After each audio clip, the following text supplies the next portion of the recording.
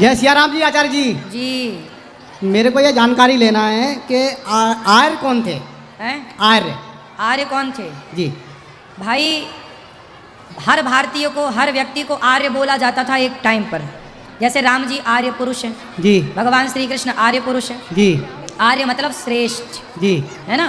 तो आर्य पुरुष बोला जाता था। जी। जी, सबको बोला जा, जैसे ये आर्य पुरुष मतलब सब, जैसे बोलते हैं श्रीमान, श्रीमान बोलते हैं ना, श्रीमान संबोधन है आपके लिए। जी। जी। लोग बोलते हैं ये हमारे, आइए श्रीमान जी, आइए श्रीमान जी, तो ये उनका आदर है। ऐसे अच्छा। आदर देने के लिए आर्य पुरुष। क्या आर्य श्रेष्ठ। जी आर्य अश्व और गाय का पान करते थे? ना तो अश्व और गाय का पान करते थे? नहीं नहीं नहीं, क्या बात कर रहे हैं? राम को आर्य कहा जाता है। जी, मैंने एक पुस्तक पढ़ी थी यूपीएससी भारत का इतिहास, पेज नंबर 79 में उस पर दिया कि आर्य अश्व और गाय का पान करते थे, जो बिना दूध देने वाली गाय है। जो आप शिक्षा पढ़ रहे हो वो जी। शिक्षा प्रणाली किसने लागू की? मैकाले ने। और मैकाले कहाँ का व्यक्ति था? इंग्लैंड का। जी। भारत में जितनी भी शिक्षा नीति आप पढ़ रहे हैं, ये शिक्षा नीति किसने लागू की? अब आप तो ये भी पढ़ रहे हो कि जो जीता वही सिकंदर। आपको तो गलत भी पढ़ाया जा रहा है। कितनी सारी मैकाले की द्वारा शिक्षा नीति जो भारत में लागू हुई, वही सबसे बड़ा घोटाला है। आप मानो ना मानो, भारत में सबसे बड़ा घोटाला है शिक्षा का। गलत पढ़ाया जा रहा है भारत को, यही गलत शिक्षा नीति। यूपीएससी के क्वेश्चनों में अगर हम ये वाला शब्द लिख देंगे तो वहाँ पे तो मतलब वो चीज़ मान्य नहीं होगी, नंबर भी कट जाएंगे। फिर कैसे? अब जैसे पढ़ाया तो ये भी जाता है कि हम बंदरों की संतान हैं, जबकि हम लोग ऋषि मुनियों की संतान हैं। बिल्कुल सही है। अब डार्विन की थ्योरी पढ़ाई जाती है भारत में। ठीक है। अब डार्विन की थ्योरी भारत में क्यों पढ़ाई जाए? भारत में तो तुलसीदास जी की चाणक्य की थ्योरी पढ़ाई जानी चाहिए, ऋषि मुनियों की, महापुरुषों की थ्योरी पढ़ाई जानी चाहिए। डार्विन को पढ़ाया जा रहा है। अब है तो वो गलत जो लिखा है, लेकिन अब नंबर ना कटें इसलिए वैसा बच्चे लिखते हैं। राधे राधे गुरुजी। जी। द्रौपदी जी का चीरहरण क्यों हुआ था? क्योंकि उनके पतियों ने जुआ खेला था। जुआ ना खेलते उनके पति तो चीरहरण ना होता बेटा।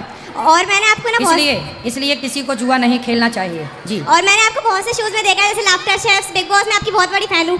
जी। थैंक यू गुरुजी। खुश रहिए। Thank you. राधे राधे गुरुजी। जी।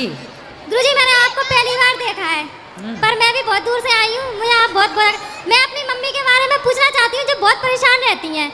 जी, क्या परेशानी है? बैठो बेटा। इनके बेटे इनको बहुत परेशान रखते हैं, ऐसा क्यों? क्योंकि मेरे पिताजी तो है नहीं है, मतलब ससुर जी, क्यों मेरी मम्मी को है ना बहुत परेशान करते हैं। तो आप अपने पास रखो ना इनकी। मेरे पास रहती हैं, जब भी वो बहुत परेशान रहती हैं। उनके बड़े बेटे उनको बहुत परेशान रखते हैं। ले आना कथा में सुनाएंगे उनको उनके बस दे के पैसों के पीछे लड़ाई होती रहती है। मेरे पिताजी की नौकरी थी, उन कारण इनके पैसे आते हैं, तो उन कारण इनका बड़ा बेटा इनसे बहुत लड़ता है। ऐसा क्यों लड़ते हैं? तो बेटे बेटे से मोह ममता छोड़ो, मैया भजन में मन लगाओ। वो लड़ता उसको नहीं लगता। मैं इनको बहुत बोलती हूँ कि उनको छोड़ो, घर में मन लगाओ। हाँ। कुछ ही मतलब भैया बात कराओ, मैया से बात कराओ। मैया क्या करूँ तो मैं क्या कहूँ? सुनो, क्या बोला? तुम्हारे बेटा तुमसे लड़ते हैं, हाँ। फिर भी तुम बेटा बेटा करती हो। राम राम कब कहोगी? बिल्कुल करते हैं, थोड़ी बहुत कब तो याद कर ही लेते हैं। किसको? भगवान को। हाँ। भगवान को कभी कभी याद करती हाँ, हो? कर लेते हैं। और बच्चे को रोज करती हो? अब वही तो कही है। हाँ, अब बच्चे तो अब तुम्हारा भी मन संसार से हट नहीं रहा है। इस उम्र में भगवान में लगे तो कोई कष्ट ही नहीं है। अब बेटा तुम्हें गाली दे रहा, मार रहा, फिर भी तुम बेटा बेटा बेटा बेटा कर रही हो। अब ये तुम्हारा ही दोष है। अब तुम ही जब मन लगाई हो तो फिर भोगना पड़ेगा। मैया बोलो सीताराम। और सीताराम। सीताराम सीताराम बोला करो। बोलो श्रीमन नारायण। अब बेटा बेटा ना बोलना, सीताराम सीताराम बोलो। कभी परेशान तो नहीं रहेंगे गुरुजी? मैंने आपको पहली बार देखा है, अपने मन की मैंने तुम्हें बता दी है अपनी। मैया को समझाना कि मन भगवान में लगाएं। वो मेरी है, मैं उनको बहुत अच्छा रखती हूँ, बहुत अच्छा रखती हूँ मैं उनको। बस आपकी कृपा है, आपकी कृपा बनी रहे हमेशा।